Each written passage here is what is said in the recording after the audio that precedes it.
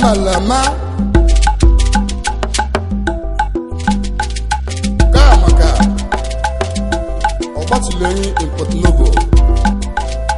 Ogilisi Delta Idi Johnny Solomon Adadona Ejimegwa Benekena Igbo Bibo na Port Novo Umu Igbo kwenu Umu Igbo kwezuenu Oga balani o Ugo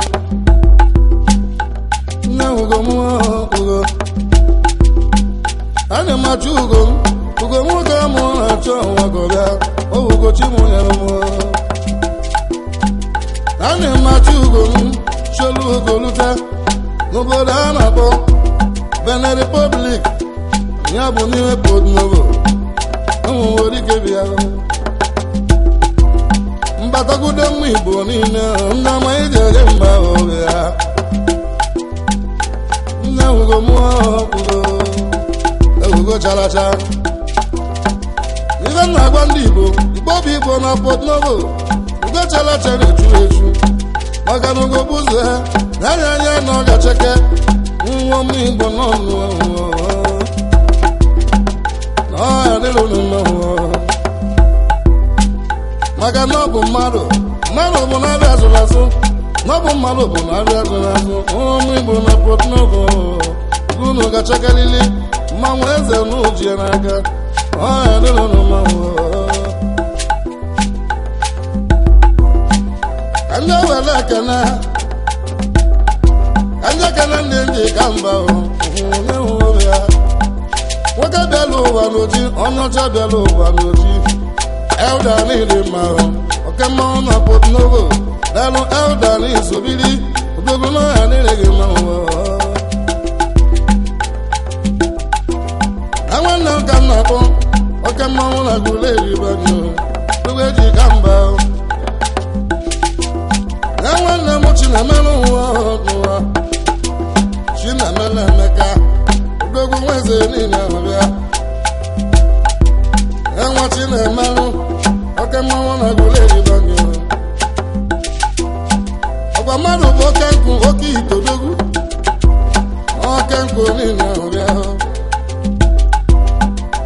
Okechukwu Chukwu Emeka oke mmanwụ na ọha dịrị gị mma oke nkụ niile mma oke nkụ niile mma anụ nweze niile oriri oke nkụ ndị Aguleri odogwu ego dị aka nawa ntabara Chugo n'ọbụgo nso ọyịmụ Chibuzo arụ ọnwa onye ka kata Chibuzo niile ahụ ọ bụ onye gasakasị Chibuzo niile ma odogwu onye mmadụ akụnwere ego onye nwe mmadụ akụnwere ego nwa nweze niile ọbịa ala mmadụ echi n'ụwa onye mmadụ echi ọbịa nwagala niile ma ya nweze nwaanyị ada nata nweze niile oriri zogbo meche niile ọbịa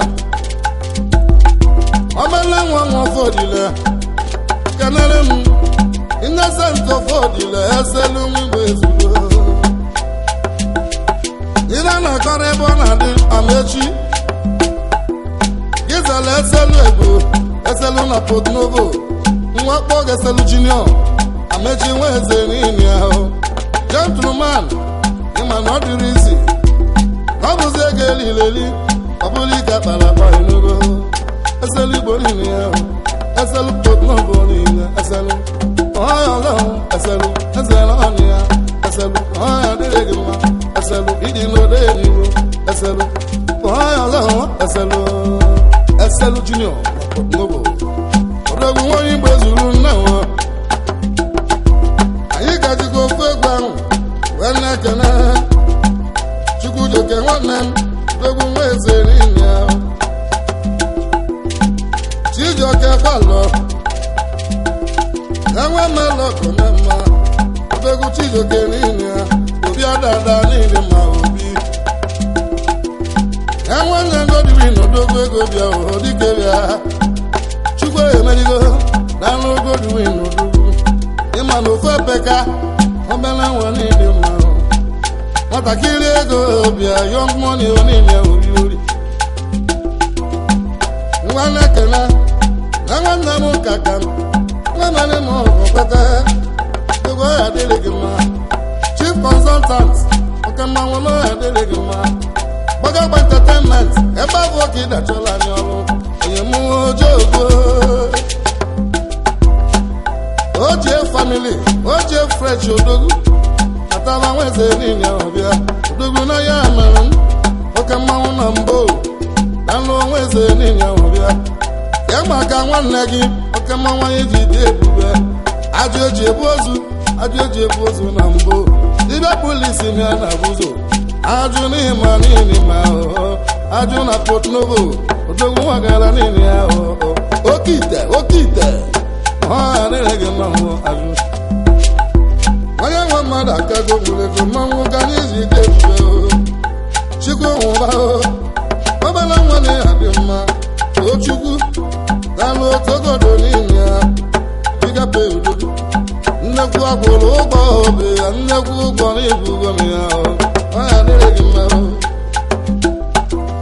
mana ejikwa m ofe ego abụ nwanne ekene ọbala nwa bịara ụwa n'oji okolobịa oyibo Chibụzọ nwaonye aka alụ Chibụzọ niile ya ọha adịrị gị mma onye ka meze na walino Odogwu ndị Aguleri niile eze niile obidori eze na-awali gị mụ ka iche anyị eze ata eze niile ya onye ọcha bịa ụwa n'oji Chibụzọ niile ruru m Chibụzọ mbalazụ oke mmanwụ na Port Novo Odogwu nwa eze niile bụ mma Chibụzọ niile Odogwu ndị ekene nwanne m Amaechi Ude ọgarala niile ahụ ọha adịrị gị mma akịrịka Aguleri niile akịrịka ọzọ akịrịka ọ dị n'ọkụgụ akịrịka na ọha adịrị gị mma akịrịka ọbala nwa bụ igwe anụ ọrịa igwe budo niile mma igwe budo suo idu one of Aguleri na n'ọnụ ya adịrị gị mma igwe budo niile nwere ya anyị jikwa ofu egwu ahụ wee na-ekene support all the views akụ one of Aguleri banyo akụ mọni tawara ụgbọ ọgara niile wuriyo Ikechukwu n'iso mee mma ahụ Ikechukwu ike niile n'obi Ikechukwu n'ụsa ike oniri mma mụ ike ọba mmanwụ n'ọdị niile me ife ka onwe mama ọdịmụ nwagara niile ya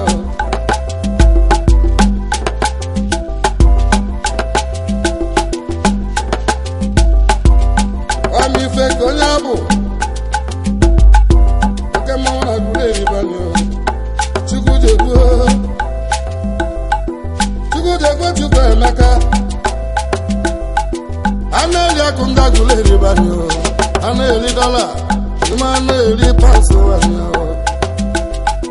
ya bụ chairman CEO managing director Prince and Princess boutique niile ma aga na ma obodo menwoyi abịala Port Novo ipentịgharịa m chila obodo chinye m ihe Odogwu na-eri akụ niile ma ọha adịrị gị mma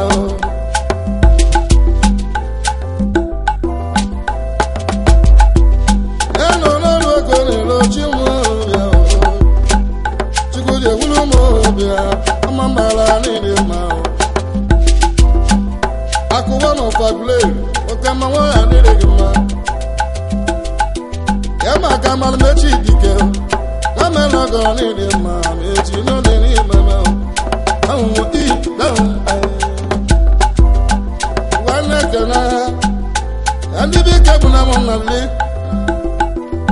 n'ime Oguyi dị n'ime Aguleri ọha adịrị unu mma mana obi na Port Novo nwanne nọgọ n'ime gị mma ike nwere nna dịrị odogwu nwa gara n'ime gị mma ọha adịrị gị mma nna dịrị eje were ekene ndị ekene mbọnụ aka ọha adịrị gị mma Macho the King young one ọha adịrị gị mma chukwu n'ụsọ ụzọpụ nwa oke nwa na-eso eme mma n'ụwa ọha adịrị gị mma aka Black Jesus odogwu ewere akụ ya ebe tinyere m chukwu nwanne m nwa n'iso n'ihe dị mma alụ Black onini ya ọbịa maka chukwu bụ ndị Anambra chukwu bụ ndị ojii bụ chukwu Black Jesus so n'iso bịa nwa chukwu ọha adịrị gị mma ụlọ anyị ekene onye eze Chidike aka Ọmambalasin Ọmambalin Silencer Ọmambalin onini ahụ bịa ọha adịrị gị mma aga iwere ugogo kirikata ọha ọzọ kirikata ọ dị n'iri ya kirikata tie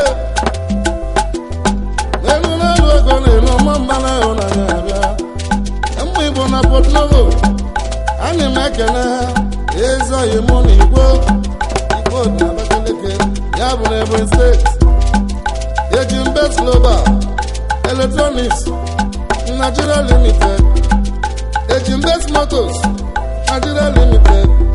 eji Mbes onini ahụ eji m nke dị mma n'aka eji m ọka ibe n'aka dogo eji Mbes onye iso bịa onye eji Mbes odogwu eji Mbes nweze niile eji Mbes odogwu eji Mbes